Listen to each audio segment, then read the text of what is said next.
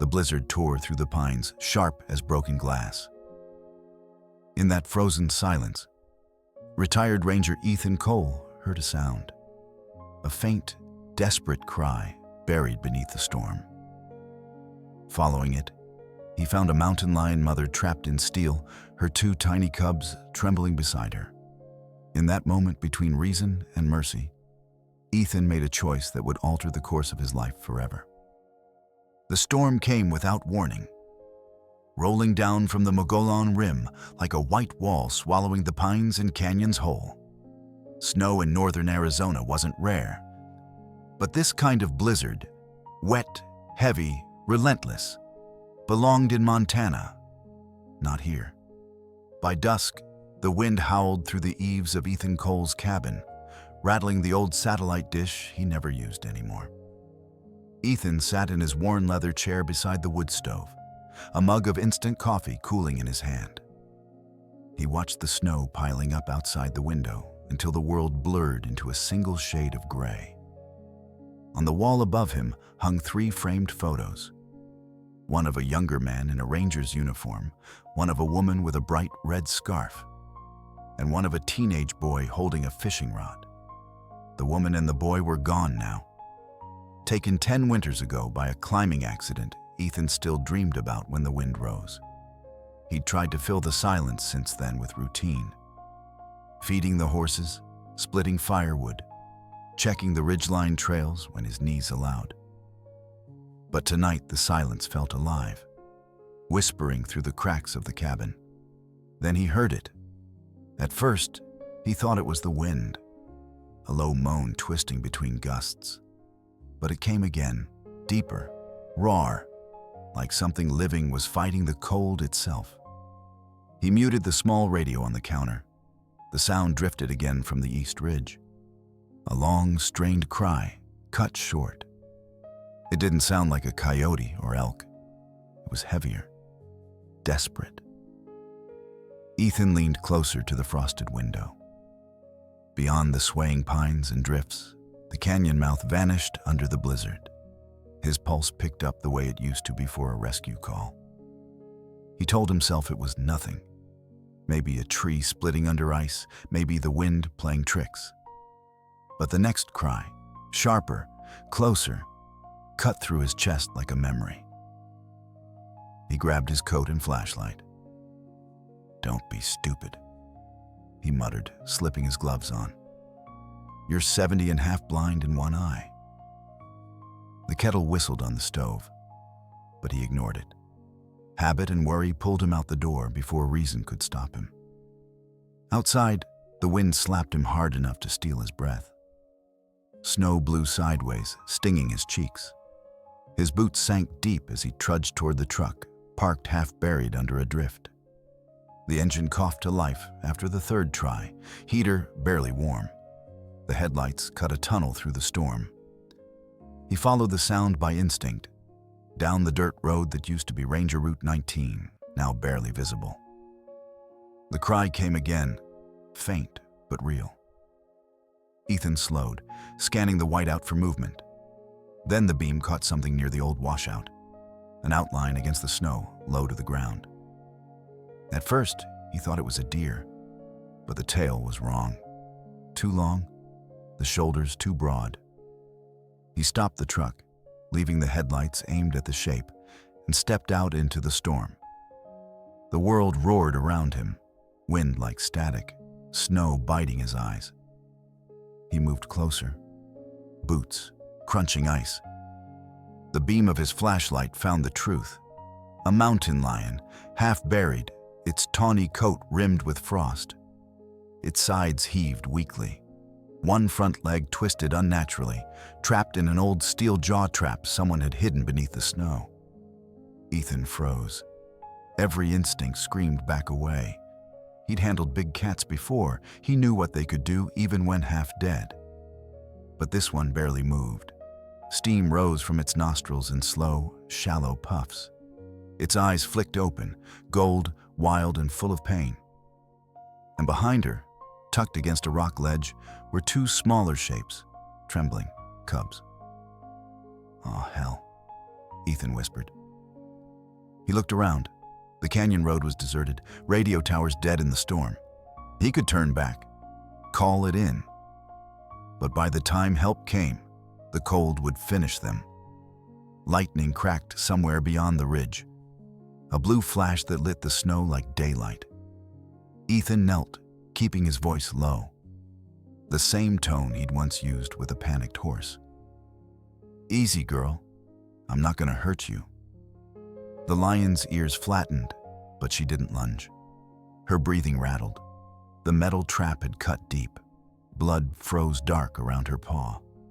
She shifted, trying to block the cubs from view, even now protecting them.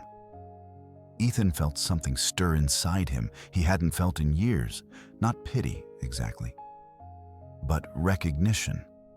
The same fierce love he'd seen in his wife's eyes the day she held their son's hand at the hospital. He reached into his pack for the small folding shovel and hammer he kept from his ranger days. "We're getting that thing off you," he said. The work was slow. The cold made his fingers clumsy, the metal stubborn. Once, the lion growled low, a warning that vibrated through his bones. "I know," he murmured. "Hurts like hell, doesn't it?" When the trap finally gave with a metallic snap, the lion flinched but didn't attack. Ethan pulled the device away and tossed it aside. The big cat tried to stand, collapsed, then lay still except for her chest rising faintly. The cubs whimpered. Ethan looked toward his truck, the snow thickening again. He couldn't leave them here. Not now. He dragged his coat off and wrapped it around the mother's body, feeling the tremor of her heartbeat against his forearm. The cubs pressed against her, shivering. Behind him, through the storm, a faint engine echoed. Another vehicle somewhere up the trail. Maybe hunters, maybe worse. Ethan lifted the mountain lion as best he could, staggering under the weight, and half carried, half dragged her toward the truck. "Stay with me, Mama," he grunted, teeth clenched against the wind. "We're not done yet." By the time he reached the driver's seat, his arms were numb, his breath sharp in his lungs. The cubs cried softly from the passenger floorboard, curling against the blanket. He slammed the door and hit the gas, headlights carving through the white. The radio crackled once, catching a fragment of a weather alert. Blizzard warning, power outages, travel impossible, before fading into static. As he drove, Ethan glanced at the bundle beside him. The lion's eyes were half open, watching him, unafraid. For a moment, he thought he saw something else in them. Trust. Or maybe it was just the reflection of the dashboard light. Either way, the storm outside no longer felt like the worst thing that could happen. He pressed the pedal harder, guiding the truck toward the faint glow of his cabin through the storm. Somewhere behind them, the unseen engine roared closer, swallowed by snow and distance. Ethan didn't look back. He only whispered, almost to himself, "Hold on, girl. Just a little longer." The blizzard answered with silence, and the night swallowed them whole. The truck fishtailed twice on the icy trail before Ethan managed to wrestle it under control. Snow clawed at the windshield, and the heater groaned against the cold. He glanced at the passenger side, where the lioness lay curled beneath his thick coat. Her chest rose and fell in shallow, uneven breaths. The two cubs huddled near her flank, their fur soaked and trembling. Every few minutes, one of them let out a tiny cry, thin as a whisper in the storm. Ethan's cabin appeared ahead through the blur of white, a faint square of light in the distance. He'd left the porch lantern on earlier, a habit from years of patrolling. Light was safety in the wilderness. As he turned into the narrow drive, the tires slid again, bumping over frozen ruts. He shut the engine off and sat for a second, gathering what little strength he had left. The old pain in his shoulder, the one from a fall decades ago, pulsed with every heartbeat. "Hang on, girl," he muttered. "We're home." He pushed the door open and stepped into the blizzard. The wind hit like a wall. Snow filled his boots before he'd even circled the truck. The lioness barely stirred when he lifted her, muscles burning with effort. The cubs followed on their shaky legs, mewing softly. By the time he reached the porch, Ethan's breath came in ragged bursts. Inside, the cabin's warmth felt like mercy. The wood stove still glowed from the earlier fire, heat spreading unevenly across the small room. He laid the lioness on a braided rug near the stove, careful not to place her too close. Steam rose off her fur as the ice melted. The cubs pressed against her belly, finding what little warmth they could. Ethan grabbed towels from the linen chest, his late wife's floral ones, soft and faded, and began drying the animals gently. The lioness flinched, but didn't lash out. Her paw was swollen and raw where the trap had bitten deep. He'd seen wounds like that on deer and coyotes before, but never this bad. He reached for the radio on the counter, the same one he used for local weather updates and emergency alerts. Static filled the cabin, then a voice. "Forest Service emergency. Ranger Station Echo, this is Sarah Heller, over." Ethan pressed the transmit button. "This is Ethan Cole, retired ranger out of Rim Canyon. Got a situation here. I found a mountain lion, female, badly injured, maybe hypothermic. 2 cubs with her. Blizzard's got the roads shut down." There was a pause. Then the woman's voice came back, steady but young. "Copy that, Mr. Cole. I remember your name from the old service logs. Can you keep them warm without direct heat? Rapid warming can send them into shock." "I know," Ethan said, glancing at the stove. "Got them near the fire, but not too close. She's breathing, barely." "Good. Offer water with a dropper if you have one. No food yet. We'll try to reach you when the roads open, maybe by morning." Ethan looked out the window at the white, nothing beyond the glass. Morning felt like another lifetime away. "Copy that. And Ranger, thank you." "Just do what you can, Ethan," Sarah said. "You've done this before. You know the drill." The line crackled and went silent. He found a small medicine dropper from his old ranger kit and filled it with warm water. The lioness's eyes opened slightly when he touched her muzzle. Her breath was shallow, but she took a few drops. The cubs lapped weakly from a shallow bowl beside her. Outside, the wind screamed against the cabin walls. The power flickered once, then steadied. Ethan threw another log onto the fire and sat down beside the animals. His coat was still damp, his hands shaking. He thought of his wife, Annie, and how she used to talk to stray animals as if they understood English. "Every living thing has a story, Ethan," she'd said once. "And sometimes we're just meant to listen." He reached out, brushing a strand of straw from the lioness's fur. "I'm listening, Annie," he whispered. The fire crackled. Somewhere outside, a tree snapped under the weight of ice.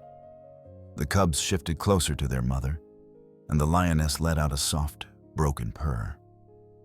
Ethan's gaze drifted to the window again and froze. 2 dim lights moved through the storm, about a quarter-mile away, dipping and rising like twin stars. Headlights. His first thought was rescue. Maybe Sarah had sent a snowcat early, but something in the movement felt wrong. Too fast, too erratic.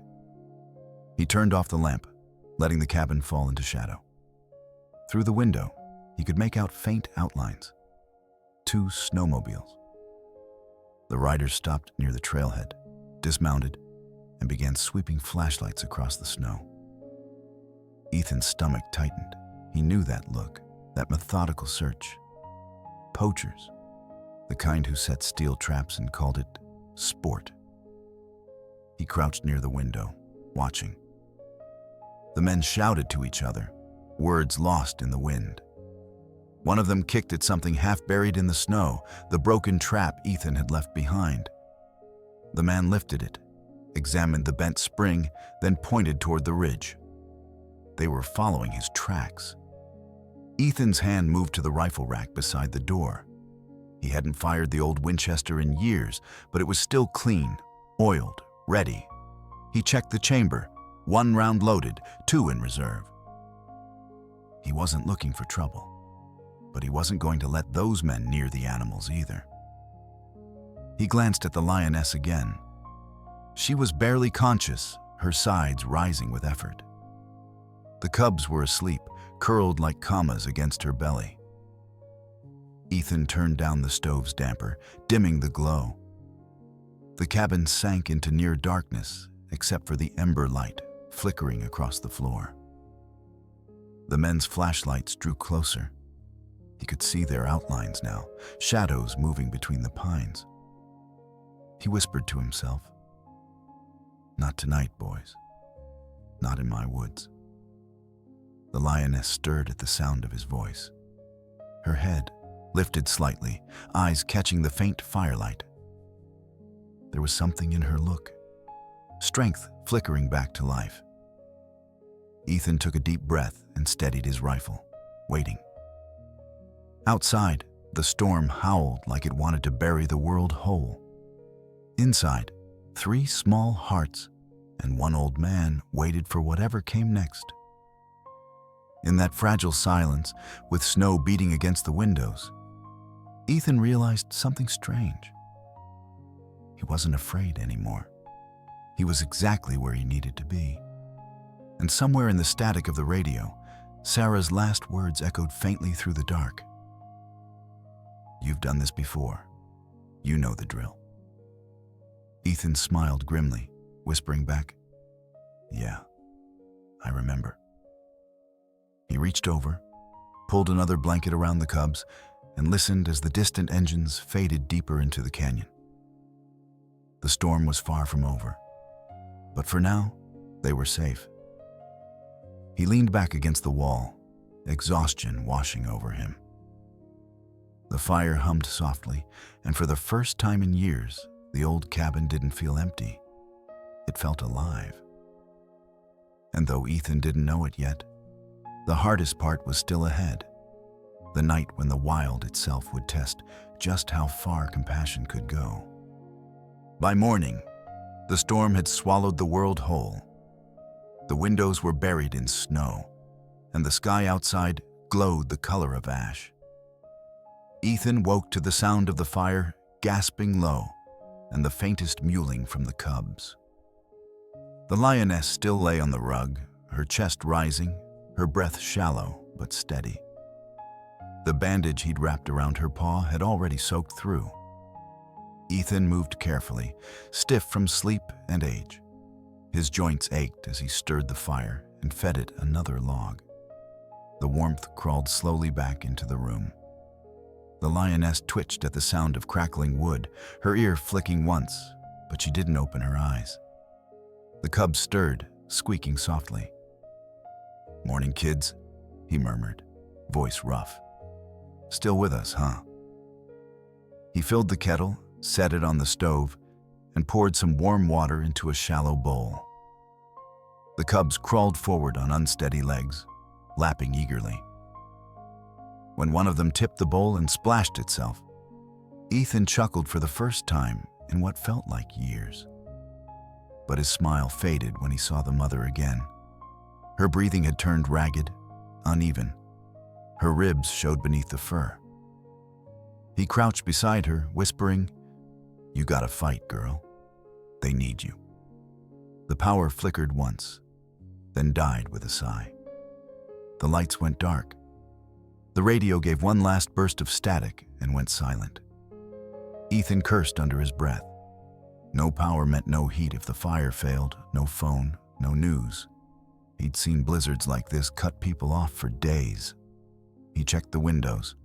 Snow was stacked halfway up the glass, sealing them in. The cabin groaned under the weight of wind and ice. Ethan grabbed his old shovel and forced the door open, carving a narrow trench to clear the drift. Cold bit through his coat instantly, numbing his face. He shoveled until his arms burned, just enough to let the smoke from the chimney breathe again. When he came back inside, his cheeks were red, his beard white with frost. The cubs were asleep in a pile near the fire. The lioness hadn't moved. He crouched, pressing 2 fingers gently against her neck. The pulse was there, but faint. Ethan fetched a towel from the closet and soaked it in warm water. He wiped her fur, careful not to shock her with sudden heat. He remembered what Ranger Sarah had said. "Warm them slowly." He whispered her words under his breath like a prayer. As the hours passed, the storm deepened. Wind shrieked through the cracks in the roof, rattling the stovepipe. Every now and then, Ethan thought he heard something outside. Branches snapping, or maybe footsteps. But the storm distorted everything. He loaded his Winchester again, just in case the poachers decided to come back. Around noon, he made himself a cup of black coffee. The smell filled the cabin, mixing with the musk of wet fur and pine smoke. He sat by the fire, sipping slowly, his thoughts drifting between memory and the present. He remembered another night like this one, years ago, when his wife Annie had found a half-frozen stray dog by the barn. She'd wrapped it in her coat, just like he'd done now, and said, "Every creature deserves a second chance."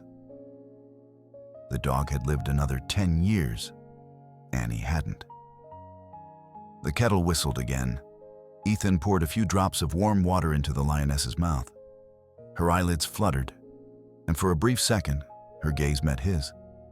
Gold eyes, clear but tired. She didn't flinch, she didn't growl. She just looked at him, as if trying to remember who he was. He felt something catch in his throat. "That's it. Stay with me, Luna," he said softly. He hadn't meant to name her, but it came naturally. The pale moonlight through the snow gave her fur a silvery glow. "You're going to see the sun again. I promise." The cubs squeaked and nuzzled against their mother, searching for milk she couldn't yet give.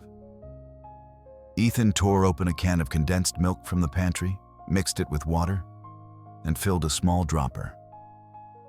One by one, he fed the cubs, watching their bellies rise and fall. The storm roared louder, shaking the door on its hinges. Then came a crack, a sharp, heavy sound from outside. Ethan froze. The horses. He'd forgotten to check the stable. He grabbed his coat and flashlight, glancing at Luna. "Don't you go anywhere," he said, then stepped into the storm again. The stable was half collapsed under the snow. The old mare, Daisy, whinnied softly when she saw him, eyes wide with fear. Ethan brushed the snow from her back and tightened her blanket. "You're all right, girl," he whispered. "We'll ride this one out together." When he returned to the cabin, something strange had happened. The firelight flickered, brighter now, and Luna was awake. Not fully, but enough to lift her head. The cubs squealed in excitement, climbing over her paws. She turned her gaze to Ethan, and for a moment, there was recognition there. A spark that felt almost human. He knelt beside her again. "That's it, Mama," he said, relief flooding his chest. "Welcome back." A deep, low rumble escaped her throat. It wasn't a growl, more like a sound of acknowledgement. She blinked slowly, then rested her head again. Ethan exhaled. He poured another cup of coffee, this time mixing it with a spoonful of honey for energy. He thought about how the world outside was frozen solid, banks closing, roads impassable, people scrolling through home insurance ads on their phones, while he sat here keeping wild hearts alive. Strange how small the world had become. By late afternoon, the storm eased slightly. The snow still fell, but softer now, like feathers. Ethan sat by the window, the rifle across his knees. The lioness and her cubs slept in a circle of light. He felt the weight of exhaustion pulling at him, but also something new, a sense of peace. It had been a long time since he'd felt useful, not since the accident. He whispered to the fire, "You did good today, old man." The wind outside sighed, almost gentle, now brushing the cabin walls like a lullaby. And though Ethan didn't know it, this quiet was only the calm before the storm's second breath. The night that would test how far mercy could stretch in the wild. He looked at Luna one last time before the fire dimmed. "Sleep, girl," he said. "You've earned it." Outside, the snow kept falling, soft and endless, covering the tracks of the world, except for one set that led straight to Ethan's door. Darkness came early that evening, folding over the mountains like a heavy blanket. The storm hadn't ended. It had only paused long enough for the world to hold its breath. The fire in Ethan's stove burned low, painting the cabin walls in flickering orange light. He sat near the lioness, now fully awake, though too weak to stand. The cubs climbed across her back and mewed softly, as if sensing something was changing in the air. Ethan leaned forward, pouring warm water into a saucer. The lioness licked it slowly, her golden eyes glowing in the firelight. The wound on her paw had stopped bleeding, though the leg remained stiff. He whispered, "You're doing fine, Luna.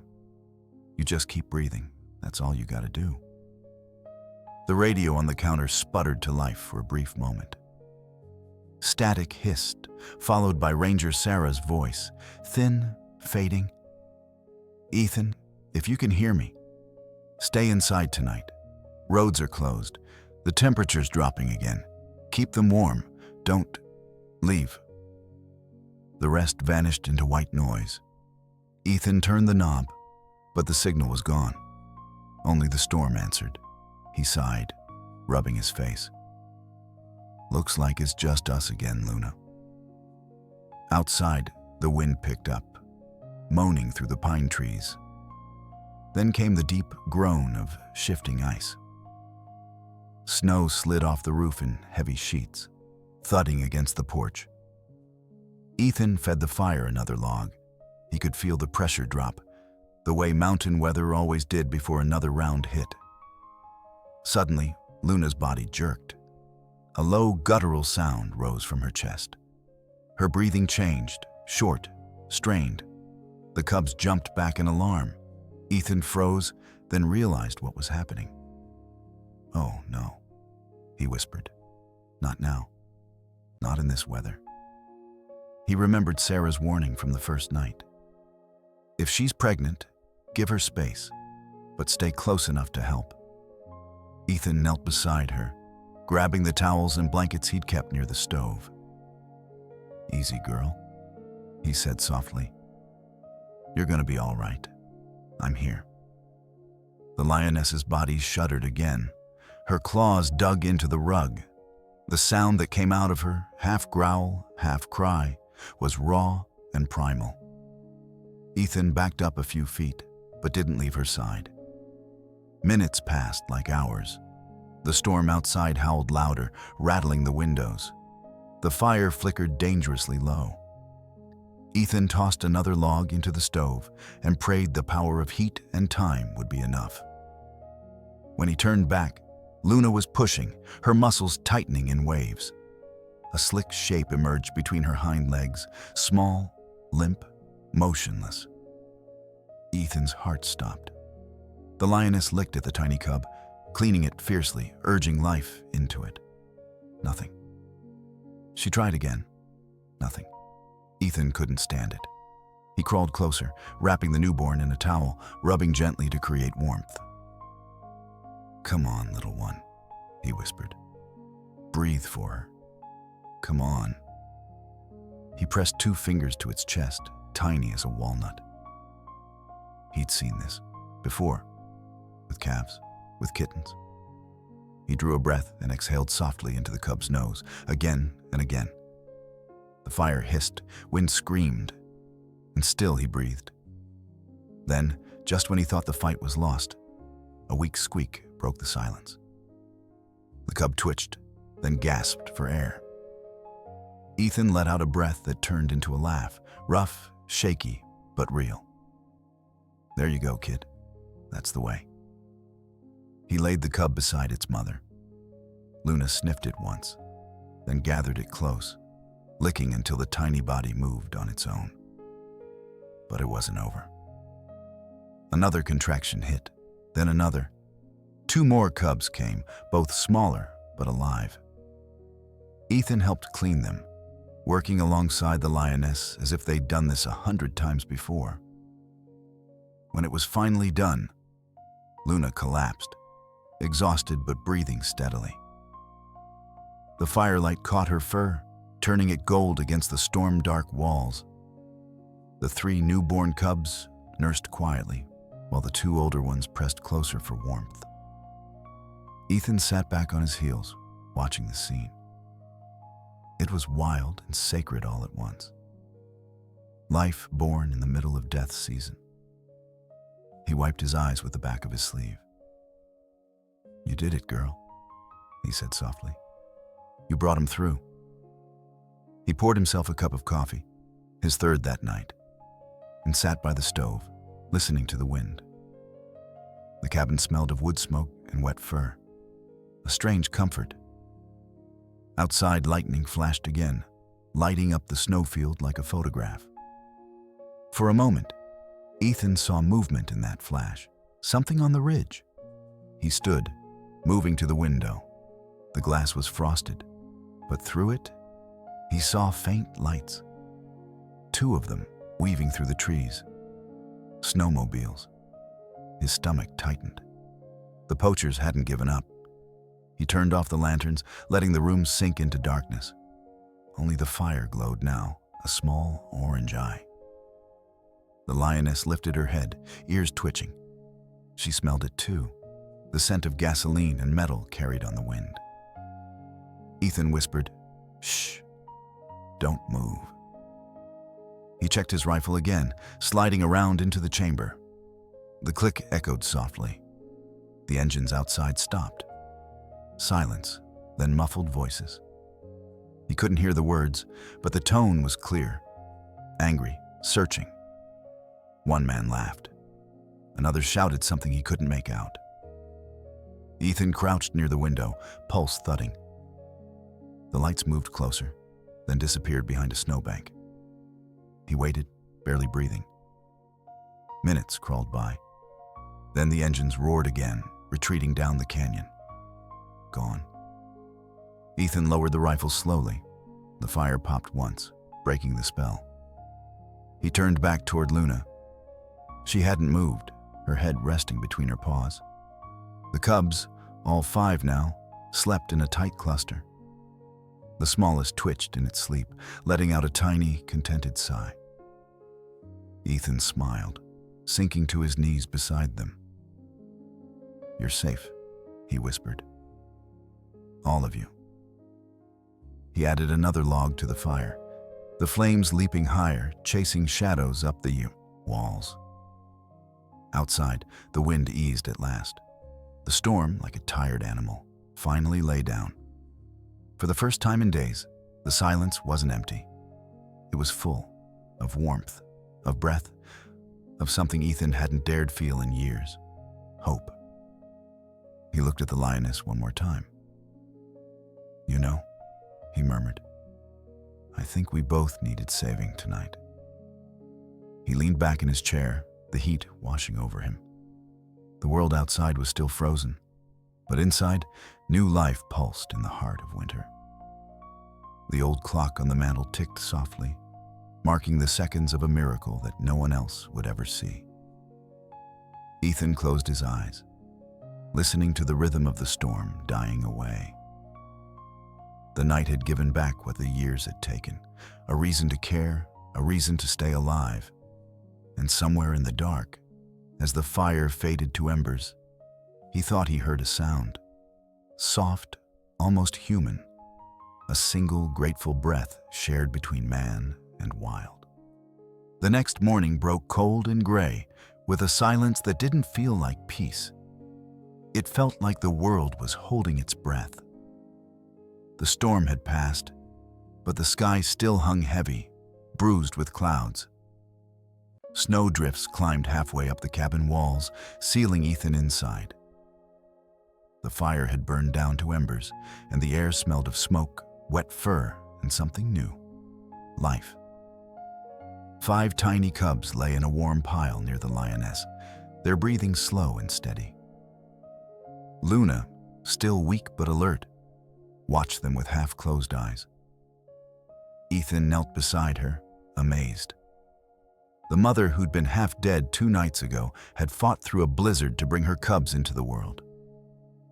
He reached out, resting a hand near her paw but not touching. "You did it, Mama," he whispered. "You beat the storm." He made a pot of coffee, the cheap, instant kind he'd lived on since retirement. Steam fogged his glasses as he sipped, staring at the snow outside. He thought about calling Ranger Sarah again, but the phone line was still dead. The radio hissed with nothing but static. They were cut off from everything. No power, no internet, no road access. He didn't mind. For once, he didn't feel alone. By midday, the wind had quieted enough that he decided to check outside. He pulled on his parka and stepped onto the porch. The light hurt his eyes. The snow reflected the sun like a mirror. Everything was blinding white. His breath turned to mist as he shoveled a narrow path to the truck, still half buried near the tree line. The world looked clean, untouched. But when he turned toward the ridge, his stomach clenched.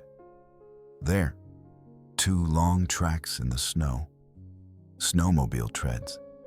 They led right up the canyon road, stopping just beyond the first turn.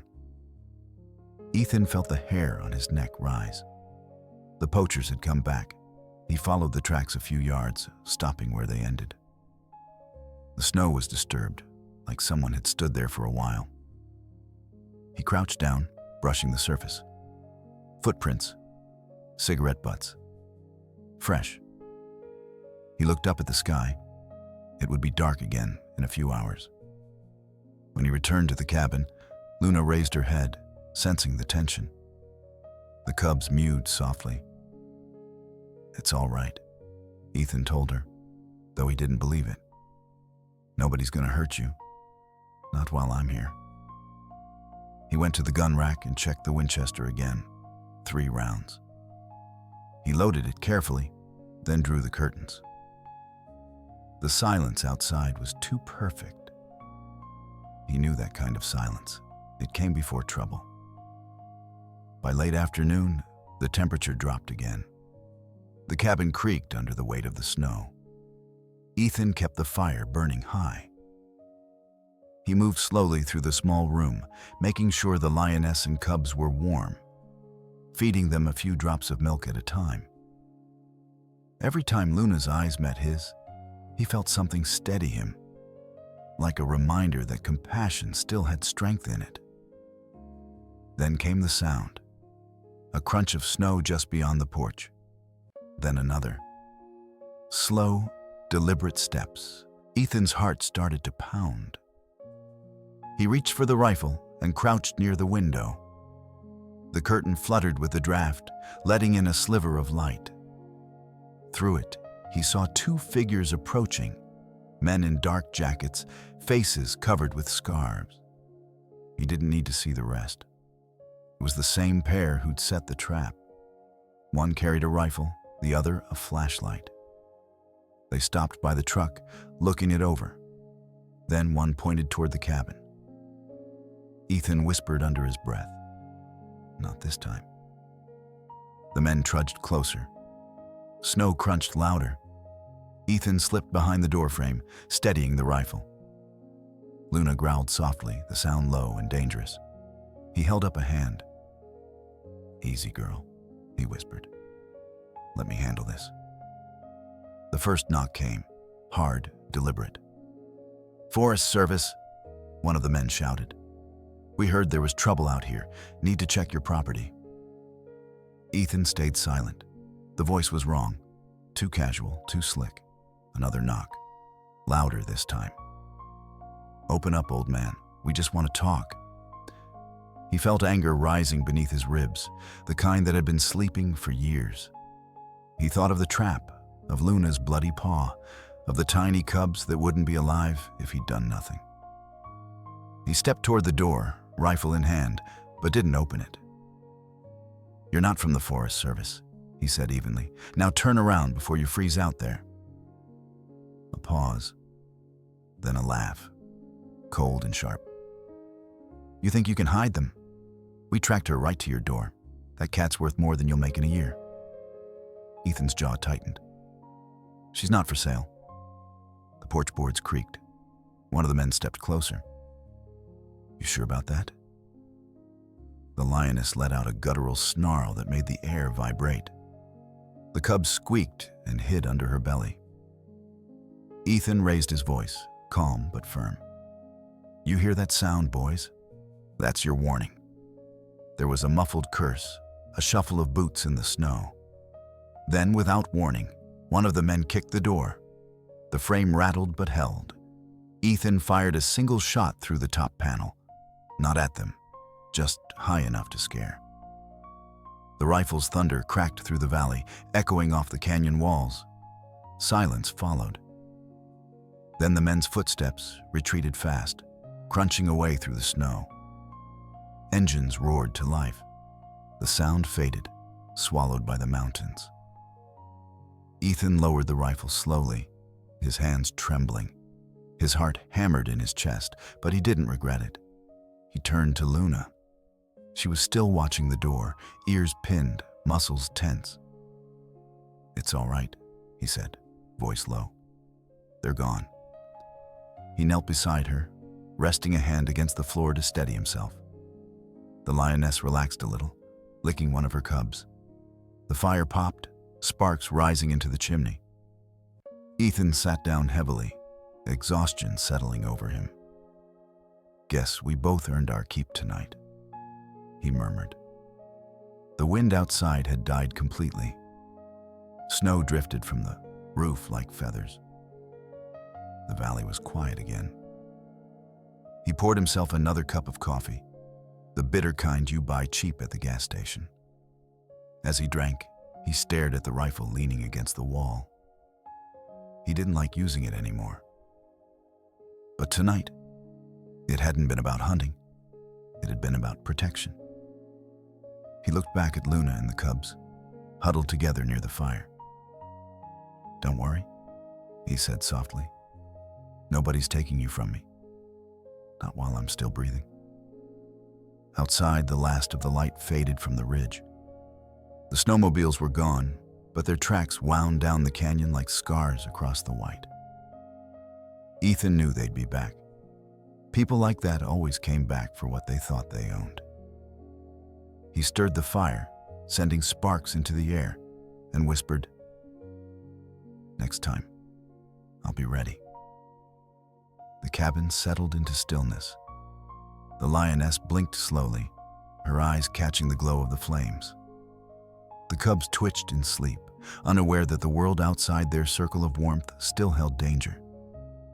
For now, they were safe, and for the first time in years, Ethan felt something fierce and alive burn inside him again. Not fear, not rage, but purpose.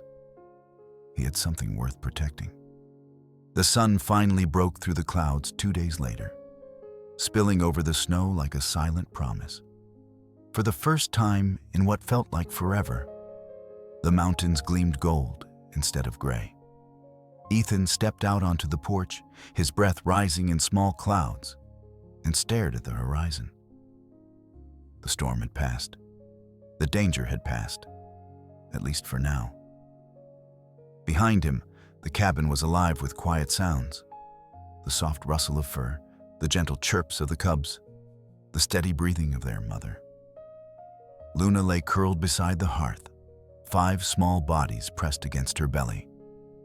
Her eyes were half closed, but alert, always listening. She no longer looked like a dying creature from the snow. She looked like royalty, battered, proud, and impossibly strong. Ethan poured himself a mug of coffee, the last scoop from the tin, and sat by the window. The fire had burned low again, just a faint glow under the ash. Outside, the snowmobile's tracks were half buried by new snowfall, fading into nothing. He hadn't slept much since that night with the poachers. Every sound still put him on edge. But in the early morning stillness, something shifted inside him. He felt calm, whole.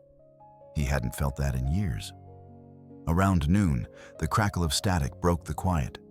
The radio, long silent, came to life. "Ranger Cole, this is Station Echo. Are you there?" Ethan nearly dropped his cup. He grabbed the mic. "Sarah, you're a welcome voice." "Thank God," she said, relief audible even through the static. "We've been trying to reach you for 3 days. Are you all right?" "We made it," he replied. "The lioness and her cubs are alive, all 5 of them." Sarah's voice softened. "You did good, Ethan. You did better than most would have." Ethan smiled faintly. "Guess I had a good teacher once. Nature doesn't forgive mistakes." "We're sending a team out now that the roads are clear," Sarah said. "We'll reach you by evening." Ethan looked at Luna, then back at the radio. "Bring a big truck," he said quietly. "You're going to need it." By sunset, the rescue team arrived. A white van marked Wildlife Recovery Unit, followed by a snowcat loaded with gear. Sarah was among them, her face younger than he expected, but lined with fatigue. She stepped out, boots crunching in the snow, and extended a hand. "You really did keep them alive," she said, looking at the prints around the cabin. Ethan chuckled. "Didn't have much choice. They decided to stay." Inside, Sarah knelt beside Luna, keeping her voice low and calm. The lioness didn't growl, didn't flinch. She just watched, as if she knew the woman meant no harm. The cubs peeked out from under her fur, eyes wide with curiosity. Sarah touched her ear gently, then frowned. "See that tattoo? She's not wild, Ethan. She's a captive-bred mountain lion, probably released illegally. Someone thought they were setting her free." Ethan's jaw tightened. "Free, huh? Almost killed her." Sarah nodded. "It happens too often. People think wilderness is mercy. But freedom without survival skills is just another kind of cruelty." Her team worked quietly, setting up portable heaters and padded crates. They moved carefully, wrapping the cubs in warm blankets, then coaxing Luna into a larger carrier. It wasn't easy. She resisted at first, growling low. But when she saw Ethan standing nearby, she calmed, stepping in as if she trusted his word. "You'll take care of them?" he asked. Sarah nodded.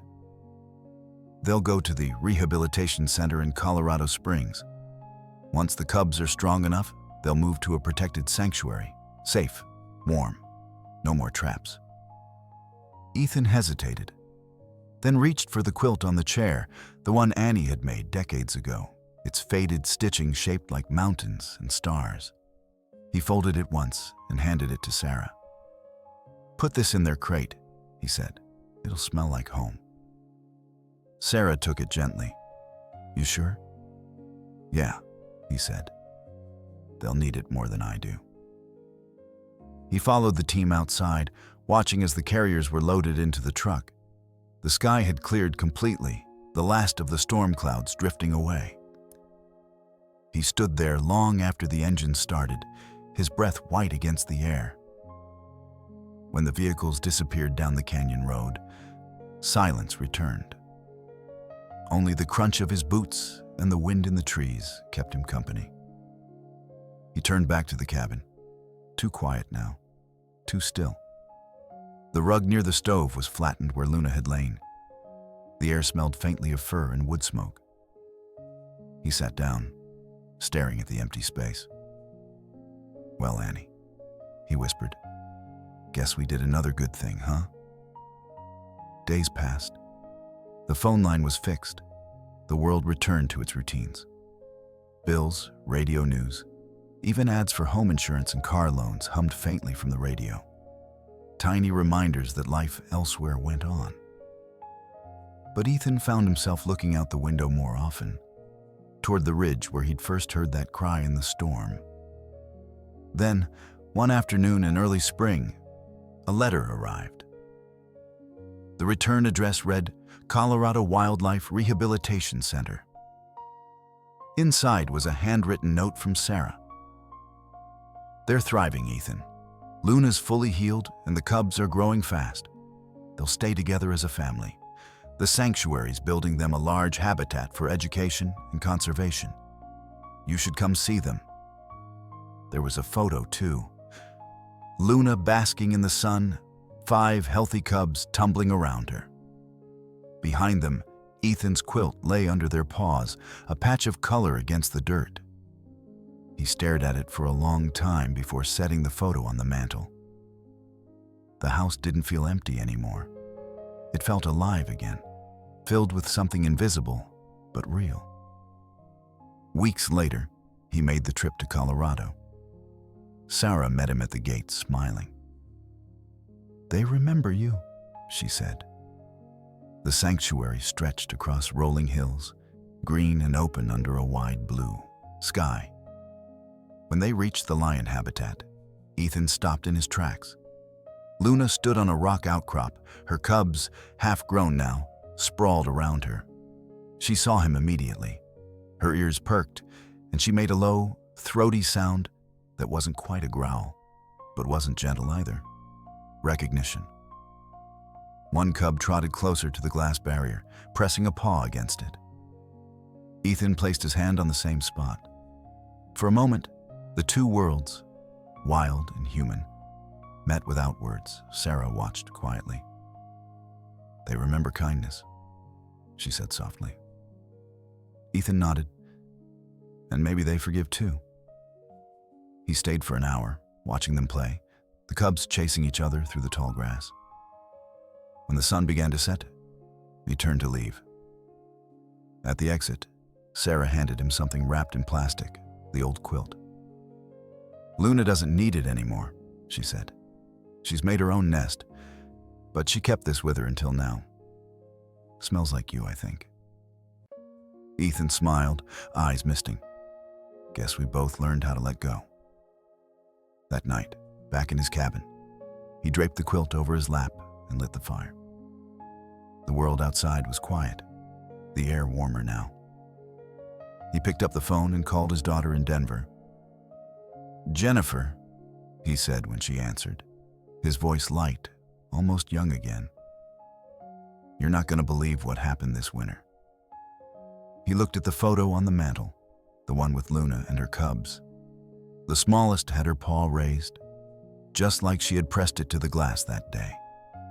"It starts with a blizzard," he said softly, "and 2 mountain lions who refuse to die." As he spoke, the fire crackled, and the mountains outside glowed faintly under the returning light.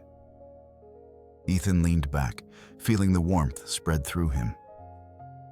The storm was long gone, but its memory remained, a reminder that even in the coldest season, life finds a way to survive.